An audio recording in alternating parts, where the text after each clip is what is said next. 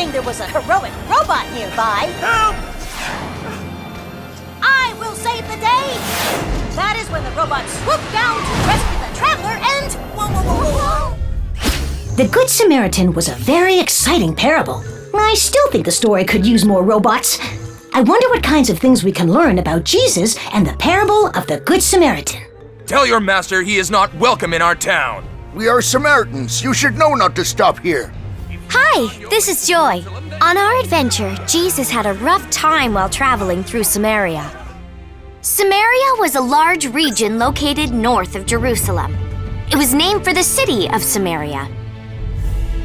In ancient times, the region was part of the nation of Israel.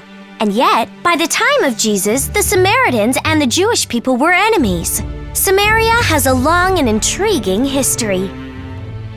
Shiloh was a town 20 miles northeast of Jerusalem, located in the heart of what would become Samaria.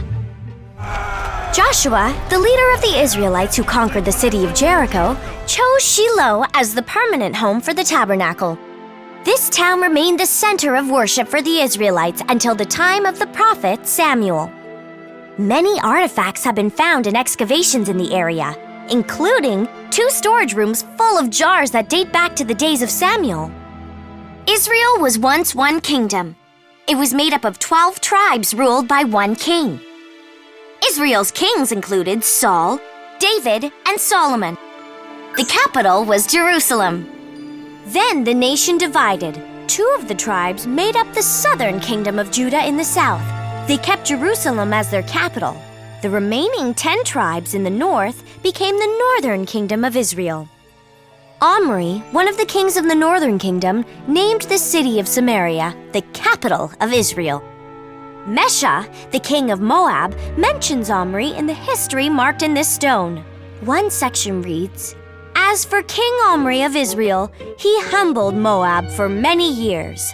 Over 100 years later, the Assyrians defeated the northern kingdom of Israel. The Babylonian Chronicles, a series of cuneiform tablets, describes the destruction of the city of Samaria after a 3-year siege. The Assyrians excelled in siege warfare. Various records and carvings show their use of siege ramps, battering rams, archers, and scaling ladders. Nearly 30,000 Israelites were taken into captivity. In their place, the Assyrians sent pagan people from Mesopotamia to live in Samaria. The Israelites who were left behind intermarried with the Mesopotamians. These people became the Samaritans of Jesus' day. Samaritans were inhabitants of Samaria similar to the Jews, but with distinct temples and religious customs. The Samaritan religion differed in several key ways to that of the Jewish religion. For example, the Samaritan scriptures only acknowledge the first 5 books of the Bible. In addition, the Jews worshipped in the temple in Jerusalem. The Samaritans, however, built their own temple on Mount Gerizim. Here are the uncovered remains of the Samaritan temple. The divide between the Samaritans and the Jewish people was centuries in the making. Despite their differences, Jesus made it clear that even the Samaritans would be included in the kingdom of God.